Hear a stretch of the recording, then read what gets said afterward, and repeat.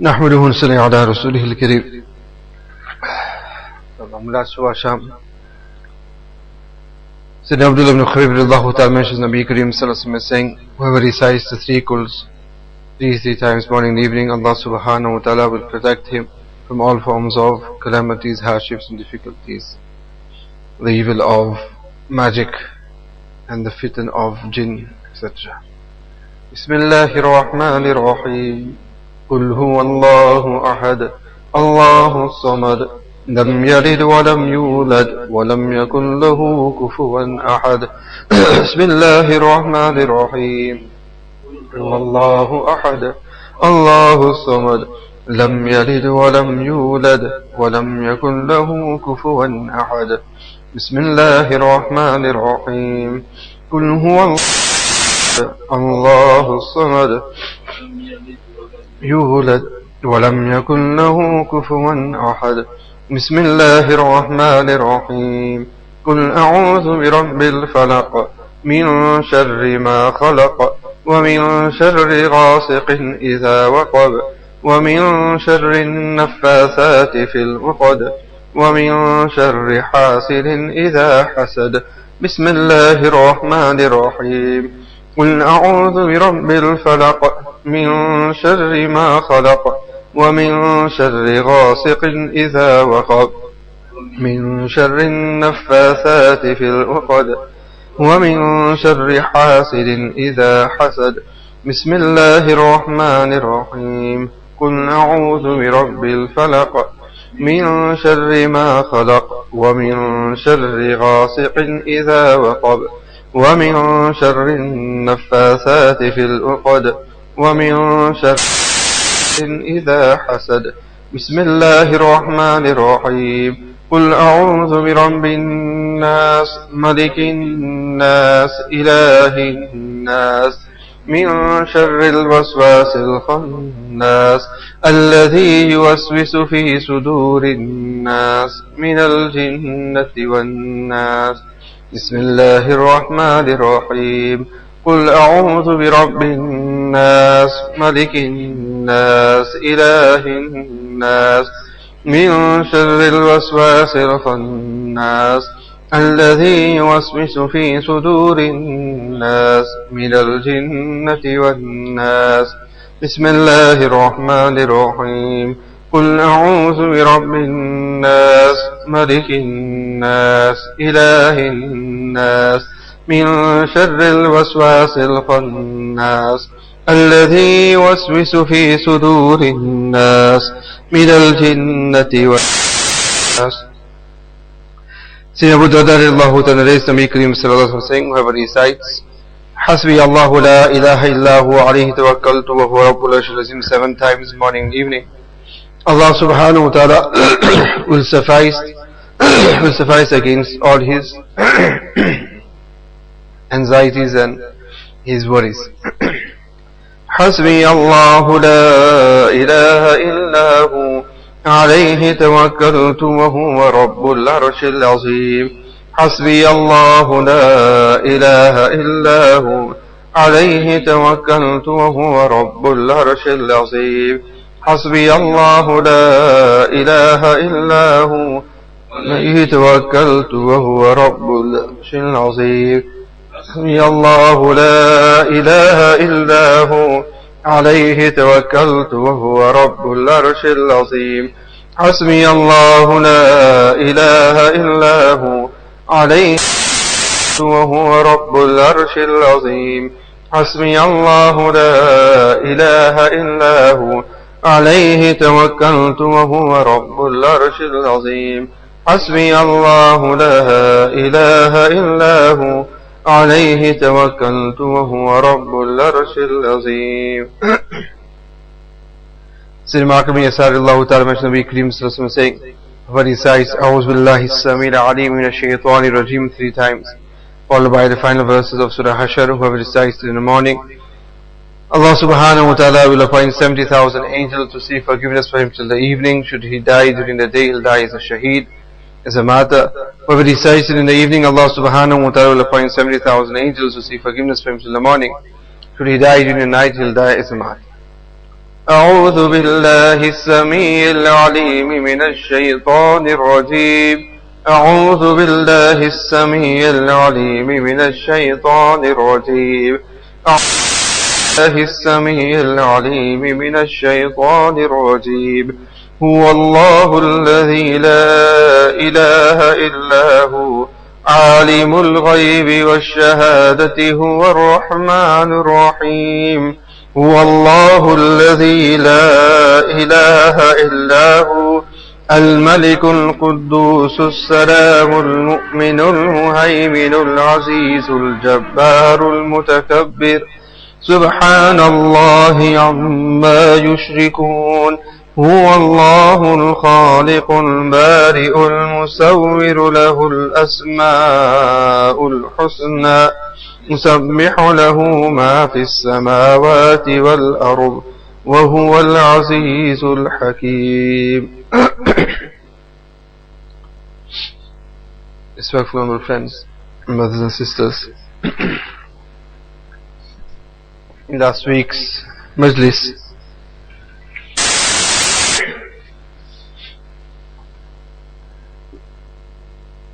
I had mentioned to you with regards to the nafs, continuing from the topic of the malfuzat of our Shaykh Barakatuhu, in which he had mentioned the various types of the nafs, continuing with something similar to that but on a different note, some points which are very, very important to take heed to, and that is for us to also understand what suluk is, the correct practice of suluk, and the correct practice of deen as well. During the month of Ramadan, a person does many ibadat of Allah subhanahu wa ta'ala. It has been mentioned after Ramadan the importance of these ibadat of Allah subhanahu wa ta'ala. Also during the month of Ramadan, a person may feel have a good feeling or a good vibe, and a person may expect this to remain throughout, even after the month of Ramadan, or that when we talk about drawing close to Allah subhanahu wa ta'ala, then what do we understand of what is drawing close to Allah subhanahu wa ta'ala? Because these are things wherein there are many misconceptions, or a person's expectations are different, and at the end of the day we are bound to that which the Shariat has mentioned. It's very, very important for us to understand these type of things. Remember, when it comes to various feelings, various spiritual conditions, type of things that are going to change all the time. They will increase and decrease. A person's condition will not remain the same all the time until a person doesn't reach the position of Malik-e Yadash, that position where he is constantly in the remembrance of Allah subhanahu wa ta'ala. This condition of his is going to keep on changing. It isn't going to remain the same. It is for this reason that Sayyidina Hanzala radiyallahu ta'ala, when he came to Nabi Kareem sallallahu alaihi wasallam, and when he had the complaint of Nafaqa Hanzala, so his complaint was on what? Where he had complained that he had become a hypocrite, a munafiq, on the basis that when he would be in the company of Nabi Kareem sallallahu alaihi wasallam, then his feeling would be different, and then when he would return to his work, return to his family, then his condition was something else. Feeling this, perceiving this, he complained to Nabi Kareem sallallahu alaihi wasallam, and he felt that he had become a munafiq, that when he's by Nabi Kareem sallallahu alaihi wasallam his condition is one, and then when he's away from there his condition has become something else. To which Nabi Kareem sallallahu alaihi wasallam then replied to him that this condition is sa'atan fa sa'atan, O Hanzala, the condition of yours, this ruhani spiritual condition, is going to change at all times. And if you expect, and if you think that that condition that you find yourself in when you are in my gathering at that time, if that condition of yours will remain with you all the time, then the angels will come and do salam to you whilst you're lying on your bed. That's what your position will become. Meaning that this is something that do not expect that to remain at that level throughout and at all times. Do not have such expectation, because that isn't the case. There are times wherein there's going to be spiritual elation. There's times when there's a person will not feel as so inflated spiritually, because various occasions, various places have different feelings. Those people who go for Hajj, or those who have been for Umrah, they will experience a different spiritual environment whilst they are there in the Haramain. When they return, they're not going to expect the same form of environment, the same vibes as we'll say when they return. In the same way, in the month of Ramadan it is different, outside it is different. There are various occasions wherein there is a high in the spiritual self, and there are other times when this isn't found either. Now, what is most important is that Islam and Deen is not about our feelings and what we are experiencing in that sense of what we are feeling. Islam and Deen is straightforward, and that is to do the itaat, obedience of Allah subhanahu wa ta'ala, and make amal upon Deen according to how we should be making amal upon Deen at all times. What is most important thing? Because then a person becomes disturbed and perturbed that in the month of Ramadan spiritually I felt good, spiritually I was at the high, and then after that now I don't find myself at the same spiritual level or the same feelings within myself. Or a person may even feel that the month of Ramadan came and I did the ibadat of Allah subhanahu wa ta'ala, I did whatever needed to be done, I did the itikaf as well, but then too I did not feel any spiritual change within me or any feelings within me. None of these things have changed. So again, these are not the things that we are aiming for. These are not the things that we need to be aiming for. The most important thing is what? The ta'at ibadat of Allah subhanahu wa ta'ala. In the month of Ramadan, if we had passed the month of Ramadan of Allah subhanahu wa ta'ala and abstain from the disobedience of Allah subhanahu wa ta'ala, then that is what is required from us, irrelevant of whether we felt it spiritually or not. Whether we felt a spiritual buzz or not, whether we felt any inflation within us or increase within us, these type of things are irrelevant. The most important thing is that we felt that we carried out the ibadat of Allah subhanahu wa ta'ala. You will find those such people who go into a hal, and their condition is such that where there is the zikr of Allah subhanahu wa ta'ala takes place, or where there is the ibadat of Allah taking place, then they become overwhelmed by it. They become overcome by it. Now this is something that happens at that time. Now this doesn't prove anything whatsoever. Because the fact is that if that person who when taking the name of Allah subhanahu wa ta'ala does feel in such a condition for that specific time, but then at the same time that person the deed, then that condition of that individual at that moment is nothing at all. Neither is that any sign of any buzuki, neither is that sign of that person being a wali of Allah subhanahu wa ta'ala. That is none of these things. And remember, when we talk about becoming a wali of Allah subhanahu wa ta'ala and becoming close to Allah subhanahu wa ta'ala, then do not expect that we will get various forms of feelings within us and all these type of things will occur. If it happens, it happens. Otherwise, it isn't necessary that until we don't feel such type of things, that a person thinks that he cannot become a wali of Allah, or that he is not a wali of Allah subhanahu wa ta'ala. And I mentioned this in Ramadan as well, when a murid of Shah Hazrat Maulana Fazlur Rahman Al-Murad Rahmatullah Alayhi had mentioned to him that he has been fulfilling what needs to be done, but he mentioned to Hazrat, lekin wo halat nahi hai, that condition is not there. Now he was expecting as well that there will be elation within him, except and that. To which Hazrat Maulana Fazlur Rahman Al-Murad Rahmatullah Alayhi had mentioned to him that when a person becomes a wali of Allah subhanahu wa ta'ala, and as I said to him, do not expect that you will start flying in the sky. Don't expect that now you start flying in the sky and that you're waiting for that. These type of things will occur. So until these things do not occur, then that means I am void of any feelings, and that means I've not benefited from the ibadah that I am doing. As I mentioned to him, you're not going to start flying in the sky.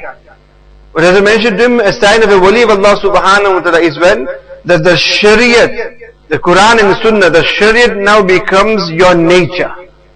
When now the Shariat becomes your nature. When this occurs, and this is a sign that a person has become a wali of Allah subhanahu wa ta'ala, that his entire life is according to the Quran and the Sunnah. It is according to the Shariat. And these are those to understand, because many times we have understood what deen is, but rather we have made deen that what we want to expect from deen, or that which we want to do in deen. And we've regarded that and taken that to be deen. Whereas that is not deen. Deen is only that which the Nabi Kareem sallallahu alaihi wasallam has shown as a sunnah, and deen is that which Allah subhanahu wa ta'ala has shown. That which Allah and His Rasul sallallahu alaihi wasallam has shown us, this is what deen is. And many times you will find that there is a big difference between what the asal deen, the original deen, and that which we meant to be performing, practicing, and that which we are. Because many times we are doing those things which we understand to be right or wrong, what we perceive or what our expectations are, rather than practicing upon simple deen in Islam. Very, very important for us to understand the haqiqat and the reality of what making amal upon deen is. So the most important thing is in the manner in which a person will become close to Allah subhanahu wa ta'ala is simple. Whether you get any ecstasy or not, whether you get any spiritual vibes or not, any feelings or not, any dreams or not, anything of this nature whatsoever, the most important thing is itaat of the Sharia. The more a person is punctual upon the deen, the more closer that person will become to Allah subhanahu wa ta'ala, and that is what a person needs to be looking at. Instead of looking at how we are feeling within ourselves, we need to be seeing the look, in this period of time, how much am I punctual upon the itaat of Allah subhanahu wa ta'ala, and how much am I staying away from the disobedience of Allah subhanahu wa ta'ala, because that is something that we'll be questioned about. How we feel internally, we're not going to be questioned with regards to this, which Mutami Ali also mentioned, that this hal, this condition, inner condition, that is something which is not within our scope. He's only mukallaf. He's only bound to that which is within his ability and capability. That which is beyond his ability, that he will not be questioned about. For example, a person gets to see Nabi Kareem, ziyarat of Nabi Kareem in the dream. A person gets to see good dreams in that. This is something which isn't in the scope of an individual, that he can plan these things and see these things. So these are not any sign of a person being a wali of Allah subhanahu wa ta'ala. The person expects that why I do not get these feelings, or why do I not get such dreams and that. This isn't the case. What a person needs to be looking at is how much, because he's not going to be questioned about it. Person will be questioned with regards to how much itaat he did of Nabi Kareem sallallahu alayhi wa sallam. He's not going to be asked about how many times he saw Nabi Kareem sallallahu alayhi wa sallam in his dream. And the person does is a great ni'mat of Allah, but he's not going to be questioned with regards to that. But yes, he will be questioned with regards to his itaat of Nabi Kareem sallallahu alayhi wa sallam, his practicing of the sunnah. In the same way, a person doesn't see any vision or doesn't speak to Allah subhanahu wa ta'ala in his dreams, he's not going to be questioned with regards to this, but he's going to be questioned with regards to those ahkam of Allah subhanahu wa ta'ala. Those ahkam which he left out, the disobedience of Allah that he carried out.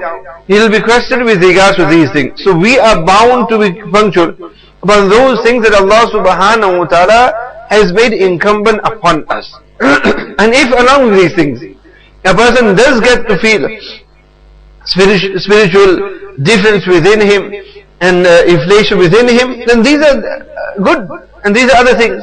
But these are not what a person needs to be looking at all the time and being feeling worried that why am I not feeling such things and that. He must be looking at, the person needs to be looking at how much, if he is foregoing the commands of Allah subhanahu wa ta'ala, If he is weak in the faraiz to Allah subhanahu wa ta'ala, he should be worried about that. If he finds that he is lacking there, he should be worried with regards to that. If he finds that he is carrying out and he is not able and he is not staying away from Allah subhanahu wa ta'ala, he should be worried with regard to that. Because spiritual progress is based upon this. The greater the period a person remains steadfast on all the ahkam of Allah subhanahu wa ta'ala and abstaining from the disobedience of Allah subhanahu wa ta'ala, it is this that will draw him close to Allah subhanahu wa ta'ala and not other forms of feelings and ecstasy and that. These things are very, very important, and this is what deen is. And also what deen isn't these feelings and that. Deen is to practice upon that which Nabi Kareem sallallahu alaihi wasallam has shown us. This is what deen is. Because in trying to acquire these type of things, then a person goes to extreme. A person feels that I'm not getting any spiritual buzz in me. So now instead of doing the appointed or specified wazifa or zikr that I'm doing, a person now wants to just increase it manifold, expecting that if I increase all these things, then maybe then I'll get these feelings in that. But these are not the things that are going to create, these are aids towards it. But it isn't these things. It is a case of following and accepting, and this is what deen is. Deen is not following what our desires are. Deen is following that which Allah subhanahu wa ta'ala wants from us. And from the various commands of Allah subhanahu wa ta'ala, this is what Allah subhanahu wa ta'ala teaches us. Because with regards to spirit, we find a person, for example, a person who was punctual upon fasting once wrote to us, and asked, had spoken to us, because in the month of Ramadan, he became ill. And because of his illness, he couldn't fast for a few days. So he felt a lot of remorse on this, and he felt that he had lost out on the virtue of Ramadan. He felt very disheartened on this. Just like many women folk as well, due to natural reasons, they also miss out on certain fasting, and they feel that they're missing out on the month of Ramadan. Hazrat Imam replied to him and said to him that he should not feel such, and he on those fasts that have been missed. Because Allah subhanahu wa ta'ala brought about that illness within him. And it is because of that illness and that uzr, that excuse, that those fasts he could not keep. Hence even those days that he did not fast, he still got all the benefits of those who did fast in the month of Ramadan. So in the month of Ramadan there will be those who fast and get benefit, and there are those who do not fast and also get the benefit. Even those women who cannot fast, they still continue to get the fast of month of Ramadan, despite the fact that they are not fasting. They are still eating away. They are eating away, but they still get the barakat and the fawaid of Ramadan. There is no need for them to become disheartened. Why? Because at that time Allah subhanahu wa ta'ala's command is that they should not fast. Not that a female then thinks that no, even then I want to fast. Or a person who is ill then insists that no, I don't want to miss out on the benefit of Ramadan. So because of that I want to fast. There we are following what our desire is, and not that which the Shariat has mentioned. Because at that time the Shariat has given the leeway. And the Nabi Kareem sallallahu alaihi wasallam always advocated this. As the Nabi Kareem sallallahu alaihi wasallam mentioned, it's not that a person fasts whilst a person is traveling. The person who is traveling may think that rather one is the command that a person should fast, and the other is the rukhsat, the leeway that has been given that a person at that stage, if he doesn't fast, and he is exempted from it.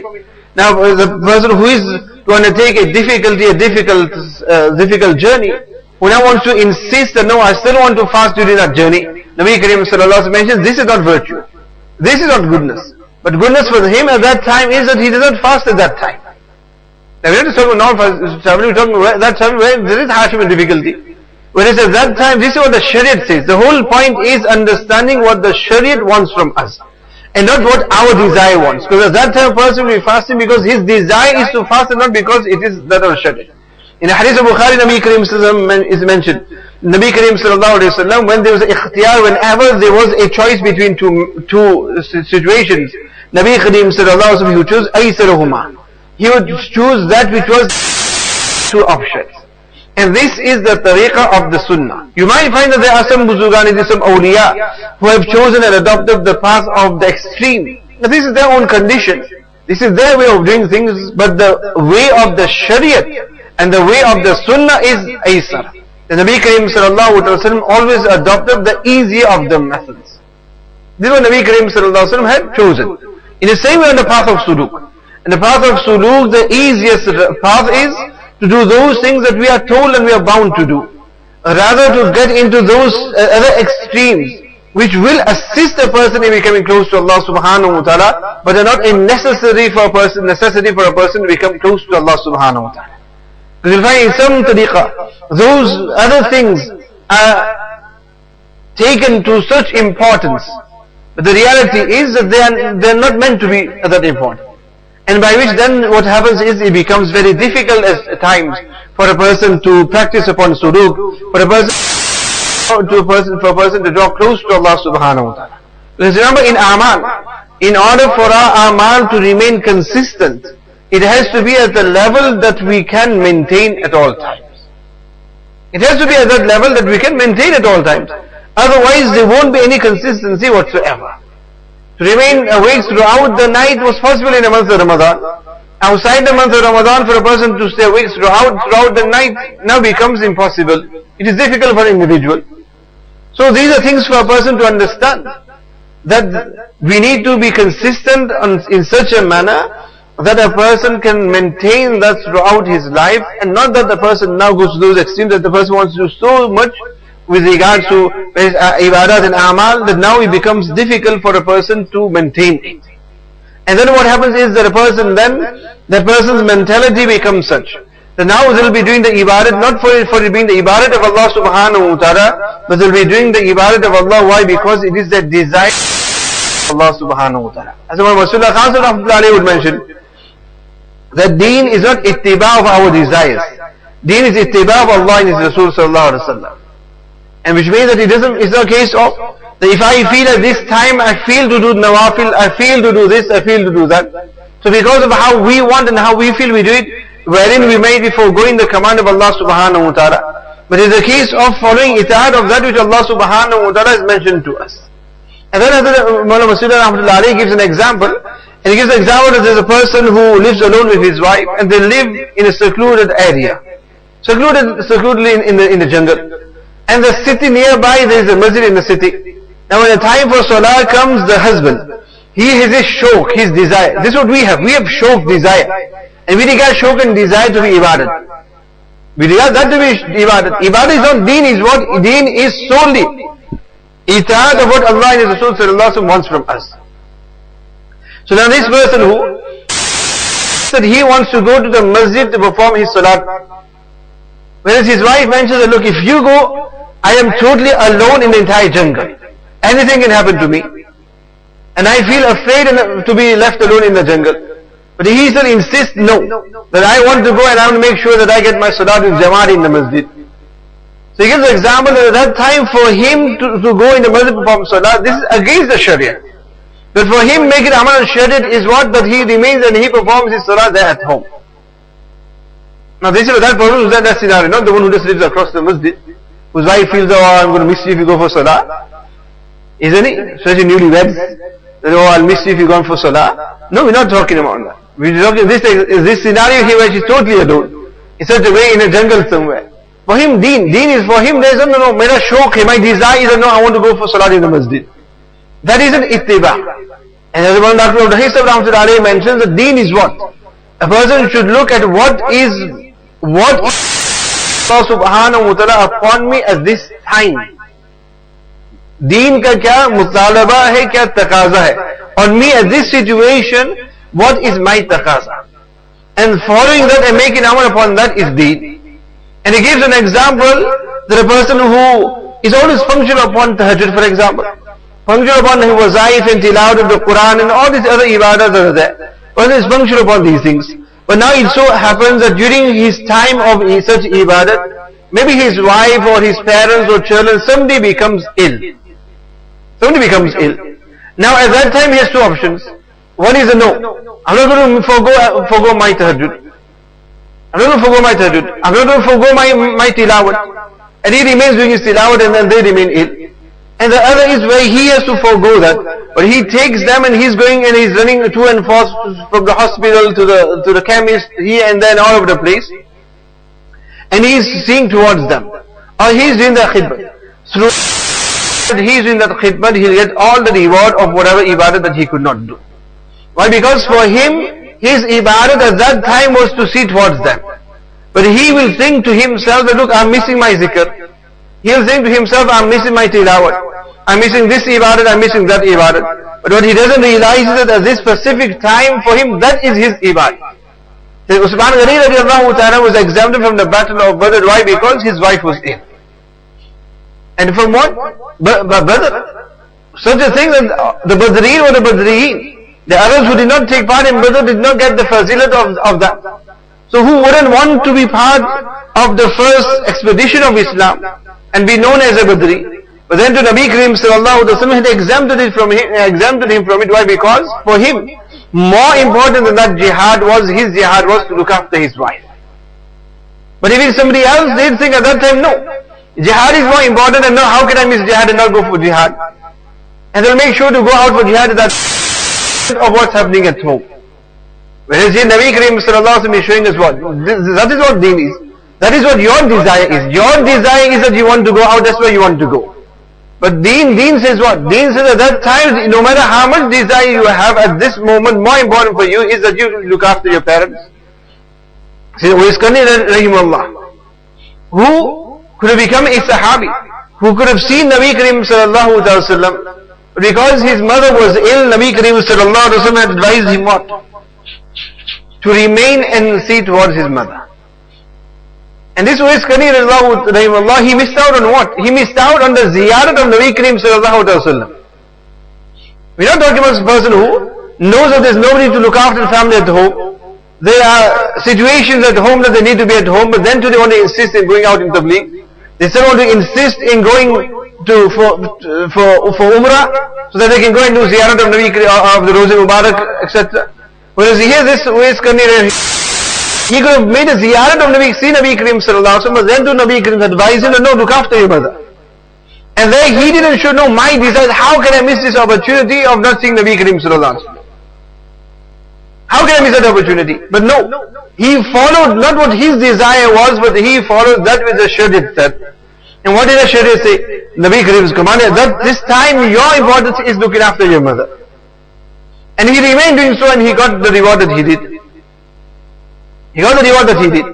So this is what deen is. Ittiba of deen is most important, and not that which we think we should be doing, and that which is our desire. This is abdiyat. As the Mufti Zubair mentioned, look, one is that you have a mulazim, somebody who is employed, and a person who works somewhere. The worker, he is bound. What he is bound to? He is bound to various timings, and he is bound to various tasks that he has to do. Whatever his task is. If his task is to sweep, he'll be to clean, he'll be cleaning. Whatever his job is, that person is bound to do that job. He has no other option.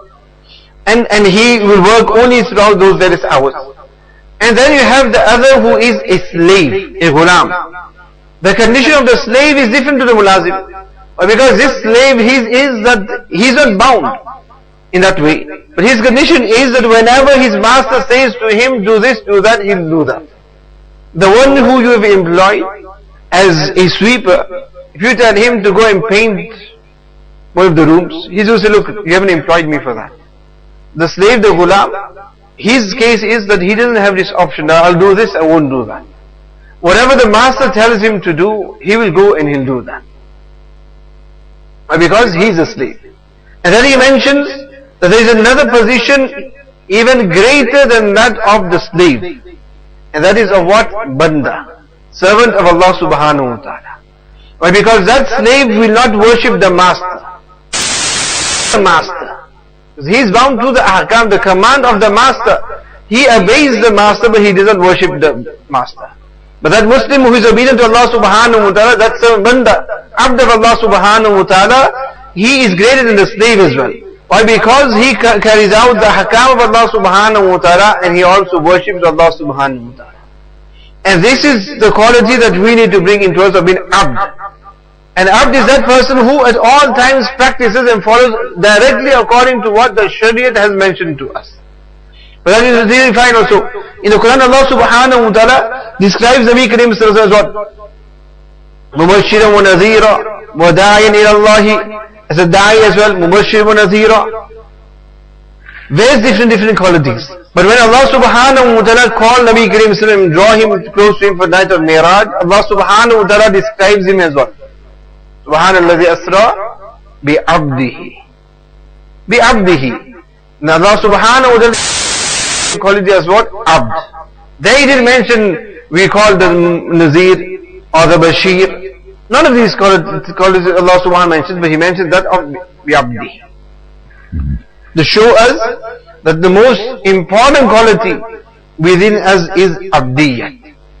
So whether we feel anything or not, we need to see, am I a abd or not? Am I fully carrying out the ahkam of Allah subhanahu wa ta'ala or not? And these are those things, dear friends, that we learn when we come in the sohbah of the mashayikh. Because it is these mashayikh who Allah subhanahu wa ta'ala has given them this understanding. Who, small things that they say, but these small things define Shariat to us and explain fully openly to us what the deen and Shariat is. And not what our feelings are. This is what we have to understand. Ittiba of Shariat and not ittiba of our shauq and desire or what we expect and what we want. But ittiba of deen irrelevant of how we feel about it. Allah subhanahu wa ta'ala, throughout the ibadah that we've done, this is what Allah subhanahu wa ta'ala shows us. Throughout the year Allah has given us permission to eat. Eating and drinking which is halal. But in the month of Ramadan, Allah subhanahu wa ta'ala has made that halal thing haram for us. And nobody objects and says, well, why should I not eat when eating is halal? Why should I not drink when drinking is halal? I'm going to drink only that which is halal, eat that which is halal, so why is that haram for me? It is because, as this injunction, this is the command of Allah subhanahu wa ta'ala that do not eat. So we are following the command of Allah subhanahu wa ta'ala not to eat. And then you find there that one is you have iftari and the other is you have sihri. You have iftari, you have sihri. The command of the Shariat is what? Iftari, do not delay in iftari. In sihri, delay in sihri. Now there a person who has fast throughout for so many hours. Now that individual feels that no, if I fast for so many hours, I wish and I want to remain in the state of hunger. In the remain of fast. For an hour or two more. Now this is a person's own personal desire. No, I want to do it. If I fast for so many hours, then why not fast throughout till Sehri as well? Why break my fast now, continue for another hour? And yet the virtue of being a saim, the virtue of being one who is in a state of fast. But no, he'll get sin for that. Why? Because there the command of Allah is, look, my command is now that you eat, you eat. No matter how much desire you have, when before that, hours before that you felt hungry and you wanted to eat, my command was do not eat, so we didn't eat. And now the command of Allah subhanahu wa ta'ala is to eat, so we eat at that time, irrelevant of how we feel at that moment.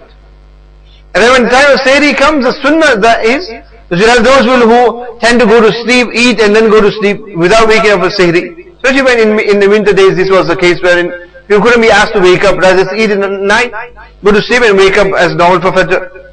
Whereas that is wrong. Why is wrong is because that is against the Shariat. Because if they're going to eat and go to sleep at that time, they are their fast moment. After Isha they've eaten and gone to sleep. So their fast has already started from longer than that which Allah subhanahu wa ta'ala has ordained.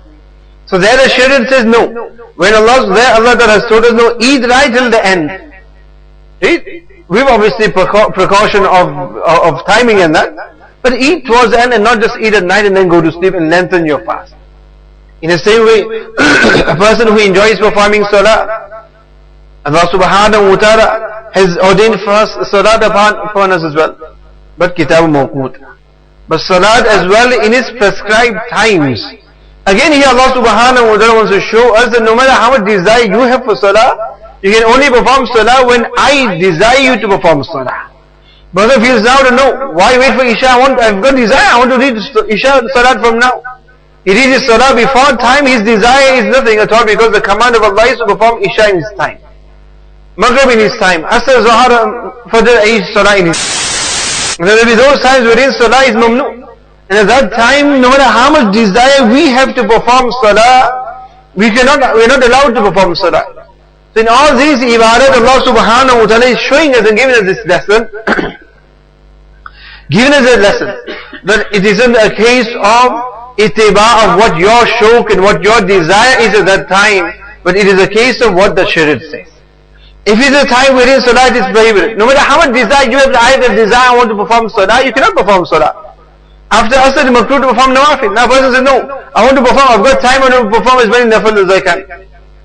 And then this person stands up and performing salah. Here he's not following the deen and shariat, but he is following his own, what he desires at that time. And this isn't what deen is. Deen is following that which Nabi Karim sallallahu alaihi wasallam has mentioned to us and shown us. And that which is the taqaza at that time. On the month of Ramadan, because of the spiritual environment and benefit. But then when the day of Eid comes, there is no doubt that a person feels the remorse of the departure of the month of Ramadan. But then Allah subhanahu wa ta'ala hasn't made the day of Eid a day of mourning. If Allah subhanahu wa ta'ala wanted us to mourn about it, then Allah subhanahu wa ta'ala would have made the next day a day of mourning. Now everybody start crying and mourning on the departure of the month of Ramadan. But no, Allah subhanahu wa ta'ala has made that the day of Eid. And a day of Eid for what? A day of enjoyment. A day of happiness on the completion of the ibadah that we've done during the day. So that isn't the person who fasts throughout the month of Ramadan. Now if on the day of Eid somebody says, no, I had only 29 fasts, I want to make 30 fasts and I want to fast on Eid as well. It's haram for him to fast on the day of Eid. But because there he's not following the desires of the our Aslaf, they all felt the grief of the departure of the month of Ramadan. But they didn't mourn on the day of Eid. But rather it is sunnah on the day of Eid for a person to be happy. For a person to wear the best of their clothing, good clothing, and in this way to adorn themselves and to, in other words, to enjoy the day of Eid. To be pleased and happy on the day of Eid, this is the taqaza and this is what the Shariat wants from us. So even if on that day we feel the remorse and upset of losing or the departure of the month of Ramadan, but then we have to put that aside, and on the day of Eid we need to make the day of Eid a day of enjoyment. The Sunnah of Nabi Karim sallallahu alaihi wasallam, that we wear good clothing. So that day whether we want to or not, but we wear good clothing. Or we wear different clothing than we normally would do. Just for the sake of look at this time and injunction, this is what the Deen and Shariat wants from me to do.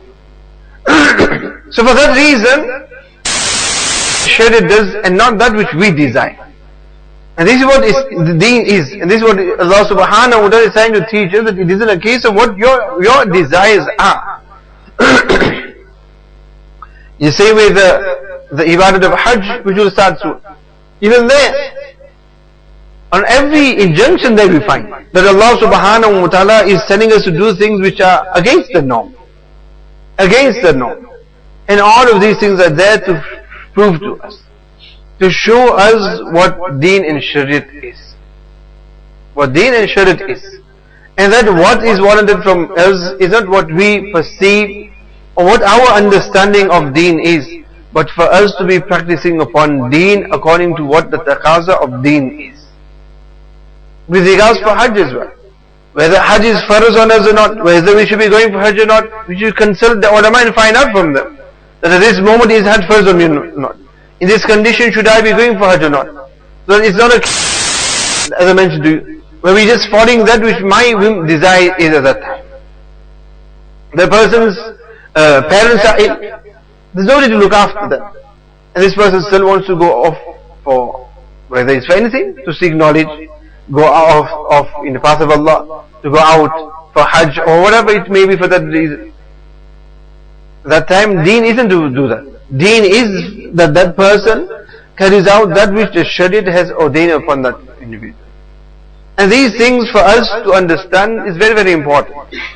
And until then, we won't be able to make amal fully upon Deen. We have to understand what Deen is. And at this moment, what is the requirement of Deen upon me? What is the Shari and Deeni requirement upon me? And not that a person just places hardships and hardships upon himself.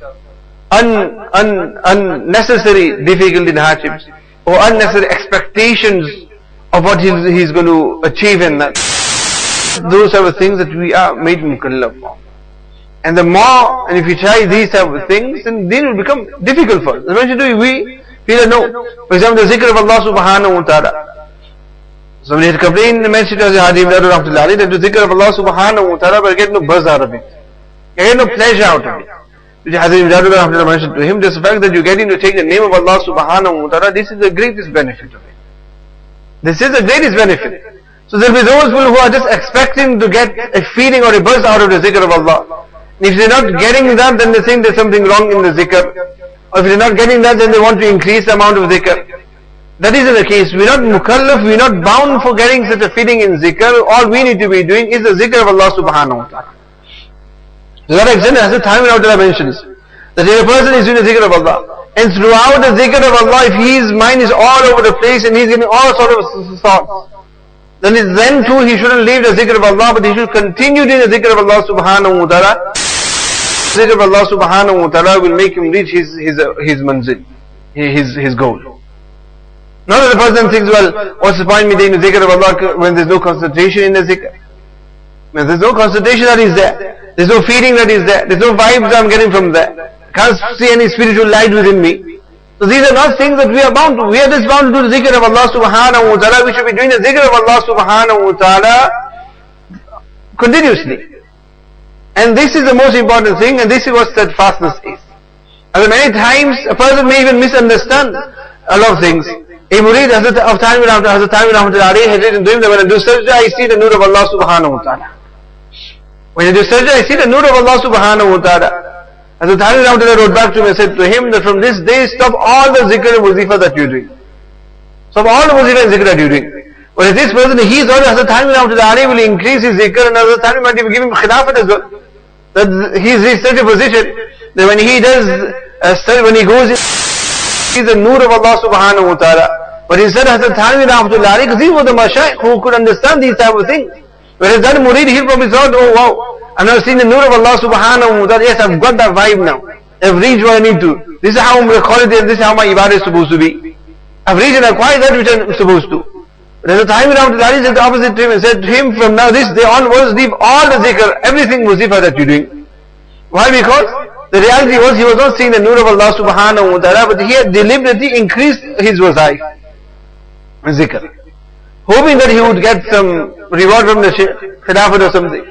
So because of that, it led towards dryness in the mind. Excessive zikr, it led towards dryness in the mind. And because of the dryness in the mind, he was seeing the whiteness. And it was that dryness that he was seeing and not the nur of Allah subhanahu wa ta'ala. Whereas he thought he will see nur of Allah. And if he had mentioned that to his muridin, that he's also worried of Allah subhanahu wa ta'ala, oh, he's seeing the nur of Allah. How can we reach that position? We also start seeing the nur of Allah subhanahu wa ta'ala. But the Shaykh of the time, who knows? He said him leave all the zikr. Because it wasn't that. So these are the things. The most important thing is that what have we been told? We've been told to have khushu and khuzu in salah. So whether you see any light or you don't see any light, khushu is the most important thing. What is the point that a person doesn't have no khushu or khuzu, no concentration in salah, no amal upon the sunnahs in salah, but then he's seen light every time. Maybe it is something to do with his movements and that, because of the movements he's seen some lights within his mind, flashes in that. And he thinks that he's achieved something. But the most important thing is without those things, these things are irrelevant. And if these things are there, and along with that if a person does experience such things, then these are in his place. But they are not the aim and the goal. The most important thing is in our salat and khushu khuzu, to have the quality of ihsan, of worshipping Allah and ta'budullah kannaka tarahu fa illam takun tarahu fa innahu yaraka. To have that we need to strive for, and not that when in salah for us to get other feelings and all this and that vibes. That isn't the point. And if we reach a stage where we get these things, then fabiha, that is in its place. But that is not what we need to be looking for. Because then what happens is that the sadiq feels that for many months or years I'm doing the zikr of Allah subhanahu wa ta'ala continuously, but I'm not getting any feelings. I've been doing the ibadat of Allah subhanahu wa ta'ala, attending the majalis of the shaykh, but I'm not getting any feelings. I don't feel any ecstasy. So, as I mentioned to you here, we are in a rave club here where the shaykh gives out some ecstasy pills in that. And now after you're going to go into some chants or some hallucinations in that. No. Although you get some tariqah. Where so much zohar, so much emphasis in these type of things, that the Shaykh will enforce such conditions upon the people that they feel that they're going in some vibes and that, and they feel, yeah, we got a buzz there. We went there, we got a buzz. Such zikr is done, or so amount is done, or such an environment is created, wherein then you find some people who even fake such conditions as well. Fake such conditions as well. You must have seen these things of some peers in that where people come to them and they give them all sorts of, Allah knows best what they're doing to them. They're holding their hand and dancing with them, and they start dancing, going through the chants, and they're like falling over, and their turbans are falling all over the place, and Allah knows best. And then those people say, this is a top Shaykh here. He really gave him that buzz there. Isn't it? And then with those those then who'll fake it. Thinking, if he got that, and if I go there and I do get this, then there will be those who fake it just to show, look, I also got that buzz. So remember, these type of things are those things which shed it. Have you ever found Nabi Karim going in such a trance, start whirling around? Or the Sahaba radiallahu anhu, remember Allah doing a zikr of Allah subhanahu wa ta'ala with the hands and going and dancing around and whirling around and that, and remember meditating Allah subhanahu wa ta'ala. Is there any zikr of? No. They never did such type of things. And if they are such majzoobs, saints of Allah subhanahu wa ta'ala, who by taking the name of Allah subhanahu wa ta'ala out of control, they get so elated that they stand up, they get up, and such actions come out from them, then remember that this is something that is not in their control. It's not in their control. And these are those things which a person actually needs to control as well. He needs to control as well. And many of our mashayikh, when his murid even goes out of control, they told off. They told off. The alim who took ijazat from of a hadith of Mufti Zubair Dudha, when he gave him ijazat and when he said a few things to him, he was hit in such a way that he also fell unconscious. And Hazrat mentioned to him that you're such an alim and you can't even control yourself. There are such things that a person needs to be able to control and not go into such a chance in that. And if a person does go into it, then this isn't something that is, so we're not going to question that you did a zikr of Allah, you never went into a trance. You never went in a trance. You didn't reach the arsh of Allah subhanahu wa ta'ala. You didn't reach this position, that above, that stage I said in that. We won't be questioned with regards to this. What we're going to be questioned is whether we did the zikr of Allah or not. So this is what happens. The person feels that the month of Ramadan passed, they did itikaf, they did the farais, they did the fast, they did so much ibadah in the month of Ramadan, but they might feel that we didn't get any feeling in it. But the greatest thing is the fact that we got the ability to do the ibadat of Allah subhanahu wa ta'ala. That is the most important thing. Irrelevant of how we felt after that or not. There will be those who do get feelings, and there are those who don't. But this isn't the point. The whole point is that we did the ibadat of Allah subhanahu wa ta'ala. This is another example we find. There are those people who when they do sajda, some people have a mark on their forehead. A mark on the forehead. And many times we look at this mark and we regard mark to prove and say how pious a person is. Look, he is so pious because he's got the marks of sajda. But this is nothing at all. In the seerah of Nabi Karim sallallahu alaihi wasallam, in the shama'il of Nabi Karim sallallahu alaihi wasallam, there is mention of Nabi Karim sallallahu alaihi wasallam's forehead being broad. There is mention of Nabi Karim sallallahu alaihi wasallam when giving khutbah, that his veins would actually be protrude when he would do the zikr, do the khutbah. But there is no mention of any black or brown marks on the forehead of Nabi Karim sallallahu alaihi wasallam. There is no mention of that. Why? The reason being is because that isn't something that a person needs to make his mission and goal. This is something that he needs to acquire, then only that until then he's not a namaz. Simahum fi wujuhim min athari sujud, which Allah Ta'ala mentioned that on the faces is the athar of sujood, the sign of sujood, isn't the black mark. Because this is something that when a person does sajda, then depending on the sensitivity of a person's skin, the color of the skin, these are things which will come on its own. There are some people who it never comes, and some people it will come. Some people's skin is such that just a few times doing the sajda you get a mark. So this is something that a person needs to look at. You find that there's a wali of Allah mashayikh, but there's no black forehead. There's only forehead, and the one I have big massive black thing there on the forehead, and this is a great namaz in that. No. You can have a criminal, a dago as well, who went for 4 months or 40 days, go 4 months, 40 days, India, Pakistan, and reach Salat there on the mat there, everybody will come back with his forehead. And this is what happened. I myself remember when I was in Juma, in Shatta Masjid, was performing Salat there in other places, and even when going Jamaat some other places where the carpet is not so comfortable, but in actually never mind the point, even my nose became brown in that. But not even that, but it actually became, what do you call it, the skin actually peeled off. The skin even peeled off because of the type of services that a person performs salah on. And then if there are those who really take this and regard this to be yes, the main thing, then there will be those who will deliver head as well. So yes, the more you're going to rub your head in this way, you'll all come back with this mark. But this is nothing. Sima fi wujud min asri sujud, Sima huwa nurun yazzu min batin ila zahiri. That Sima, which Allah Ta'ala mentions, is a nur, which is a nur of sajda which becomes eminent on the face of an individual. That fills the heart and then becomes eminent on the person. That's why a person who performs sajda, you'll find that there is a nur on the forehead, irrelevant of the color. The nur can be there without the mark of sajda, and it can even be there with, and it can be there without this mark. It can be there with and without this mark. So we are not bound to that whether we've got this mark on our forehead or not. But how is the case of, are we doing the sajda or not? Our imagine either that person who the entire lives are doing sajda to Allah subhanahu wa ta'ala, there isn't any such mark on their forehead. There is such mark on their forehead.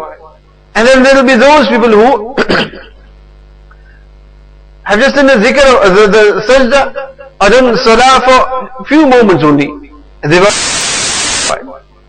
so the most important thing is for a person to be punctual upon deen, and that is what matters. You'll actually find that the darker the skin, the quicker the mark, the lighter you do not see the mark. So this is to do with complexion and that as well. So what is most important thing is for us to understand is that we need to be punctual upon deen. And a person wants to know whether he is drawing close to Allah subhanahu wa ta'ala, he doesn't need to look at how he feels. I feel a void within me. I feel emptiness within me. I do not feel that in me. And he feels the more I feel that the closer I am to Allah subhanahu wa ta'ala, no. He needs to look at how punctual he is upon deen. How punctual he is on deen, and that too fully upon deen. Not just that deen which we understand, but fully upon deen. And the more punctual he finds himself upon deen, and the more he is abstaining from disobedience of Allah, this is a sign that he is drawing close to Allah subhanahu wa ta'ala. Otherwise he can have as many feelings as he wants. He is disobeying Allah subhanahu wa ta'ala, he is far from Allah, he is not close to Allah no matter how much feelings he gets.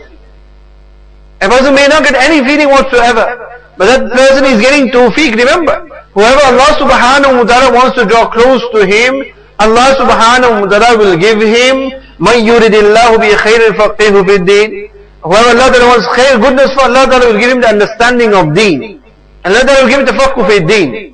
And then Allah subhanahu wa ta'ala will give him the tawfiq of ibadat and itaat of Allah. Why? Because Allah wants to draw him close to him, Allah will give him the ability. Allah subhanahu wa ta'ala will give him the ability. And Allah subhanahu wa ta'ala will also give him the ability to stay away from the disobedience of Allah subhanahu wa ta'ala. So this is his sign, that more and more I'm finding myself drawn towards the ibadat of Allah subhanahu wa ta'ala. More and more I find myself drawn away from the disobedience of Allah subhanahu wa ta'ala. These are signs that Allah subhanahu wa ta'ala is drawing him close to him. And the more and more he finds himself persistent on the disobedience of Allah without making tawbah, he's lacking in his farais, in his ibadat to Allah subhanahu wa ta'ala. All these are signs that he is being distanced from Allah subhanahu wa ta'ala. And this is the vibe that we need to be looking at. This is what we need to be looking at, and focus mainly on these things. Other things, if they come, they come. If it doesn't come, then to that person whose all his entire life has been punctured upon deen, fully upon deen, and abstained from the disobedience of Allah subhanahu wa ta'ala, guaranteed that person will die as a wali of Allah subhanahu wa ta'ala. Even though he may not have got any feelings, even though he may not have felt that he is a wali of Allah subhanahu wa ta'ala, that person is truly a wali of Allah subhanahu wa ta'ala. Why? Because Allah subhanahu wa ta'ala has made him his friend. And because he is a wali of Allah, friend of Allah subhanahu wa ta'ala, Allah ta'ala gave him the ability that his entire life he obeyed Allah subhanahu wa ta'ala. His entire life he stayed away from disobedience of Allah subhanahu wa ta'ala. And where he did disobey Allah, he immediately made tawbah and istighfar. What more sign and what more would a person want in being a wali of Allah subhanahu wa ta'ala? So it won't be a case of he'll only be a wali of Allah subhanahu wa ta'ala once he starts walking on water without his feet getting wet. Once he starts flying in the air, when he has all the superficial karamat and that. These are not signs of him becoming a wali of Allah subhanahu wa ta'ala. Junaid Baghdadi rahmatullah alayhi, who gave this lesson for us all, and this is what I mentioned to you, that being in the sahwat of the mashayikh is from their lives and from their talimat that we get the faqhu of deen. Allah Ta'ala grants them the nur of deen, understanding of deen, that's these small things, and they give us such advice, where many a times we may think, oh, deen is this, deen is practicing this, deen is doing this, and this is what we expect. No, this is the sign of buzugi. Whereas the Buzugane-Deen, the awliya will tell us something totally different. And it is people who do not have understanding who will think, no, hang on, this is not deen. Deen is what? Deen is only that in which there is that extra, deen is that in which there is that going to various extremes. That is not what deen is. As when to Nabi Karim sallallahu alaihi wasallam, more anybody else. When there was an option between the two matters, now we will say, no, deen is what? No, make the greater mujahada. Make the greater mujahada, but Nabi Karim Sallallahu, and who could make mujahada than Nabi Karim Sallallahu? Nabi Karim had the most understanding of deen. Who deen is Nabi Karim Sallallahu, and the one who could make the mujahada as well. But Nabi Karim Sallallahu himself chose the aysar, the easy of the two. Although Nabi Karim Sallallahu could actually physically do the more difficult of the two, but if he did that, then that would become the norm of this ummah. And when knowing that this is in the case for the ummah and knowing what is easy for the ummah, Nabi Karim Sallallahu chose that which was aysar, easy for the people. So this becomes a lesson for them. Yasiru wala tu'asiru, bashiru wala tunafiru. Nabi Karim Sallallahu mentioned, make ease for people, do not make difficulty for people. Give glad tidings and do not give bad tidings. So this is what Nabi Karim Sallallahu Yasiru, make easy for people and not make it tight and difficult and hardship for people. This is what the Sharia is mentioned to with regards to traveling as well. Long journey somewhere. Now you've got the option, either you fast or you don't fast. Now we will think, no, hey, this person, look, he's not even fasting. He's not fasting. Month of Ramadan, he's not fasting. Month of Ramadan, he's not fasting. He'd rather be fasting instead. Why is he not fasting? But the whole case was what? Nabi Karim Sallallahu Alaihi Wasallam, look, that is not what bir is. That is not what deen is. Deen is according to look at what the need is at that time. A person is fit and healthy, can fast, you should fast. Person is not fit and healthy, then he doesn't fast. Islamic Sharia has given us that the person becomes ill in Ramadan, as I mentioned to you. Sharia has given him the option not to fast. Now, by this I'm not talking about, now you take it the other extreme. That's the unfortunate thing we have. We have the very extremes. The extreme of that individual who is dying as well but doesn't want to break the fast. The one? Who is dying as well but doesn't want to break fast. No, whatever happens, I'll become a shaheed. I'll become a shaheed. I'll die in the state of fast rather than break my fast. But that is suicide. That is suicide for you. Why? Because you're putting yourself into destruction with your own hands. That is suicide at that time. This we find that those times from the turra, ghairabagi wa da'adin fala isma times of great necessity. Person is somewhere desert, no food, nothing at all whatsoever, he's dying. If he wants to die, it's permissible for him to eat haram at that time. But in moderation. Not that he goes and takes slaughter swine and barbecues it and has a good enjoyment. But in case of just in that state as it is, just so to live. Just so that he lives. So Islam is giving us that permission at that time. And even if at that time he doesn't, they said, no, swine. Never going to let that truly near me at all. I'd rather die than eat that. That is not Deen Sharia says, look, at this moment, if your life is dependent on that, there's absolutely nothing else whatsoever, and your life is still dependent upon that, then you're supposed to adopt that in which is life. This is a debate about do not resuscitate. This debate on these things. Sharia is against that. Sharia says what? That you cannot yourself give that verdict, make that verdict. That look, if I'm going to become ill, something happens to me, then let me die rather than trying to resuscitate me, and then my life may be a worse life than what it is. Islam says no. That is committing suicide. The case of Allah Ta'ala is giving you life, until life is there, it doesn't matter how it may be. You don't have the option of terminating your life.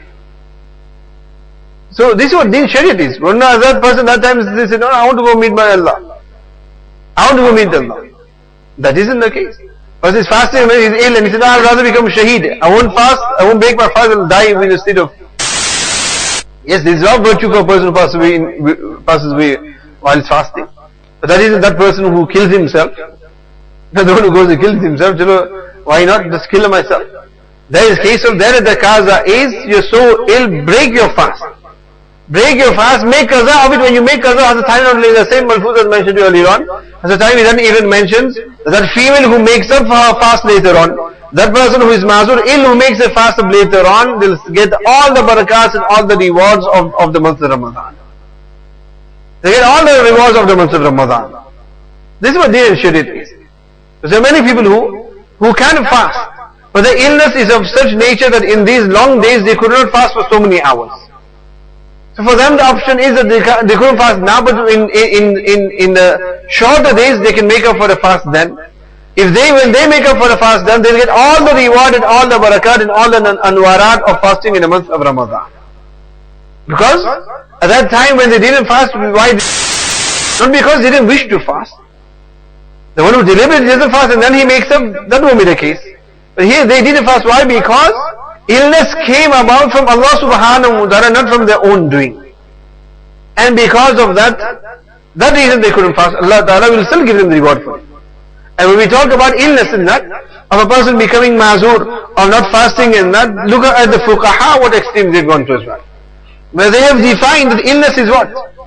Illness is that there will be an increase. For example, water and tayammum. So one is that if a person is ill, if that person will utilize water, it will increase the illness. It will increase the illness. So you understand that. So you said you do tayammum. He said, why increase the illness? Another person thinks, no, there's more virtue in water, so that I can remain ill, I don't mind that, but I'll reuse water instead of using tayammum. No, there the command for him is that look, Deen and Shariat says this, that you use tayammum.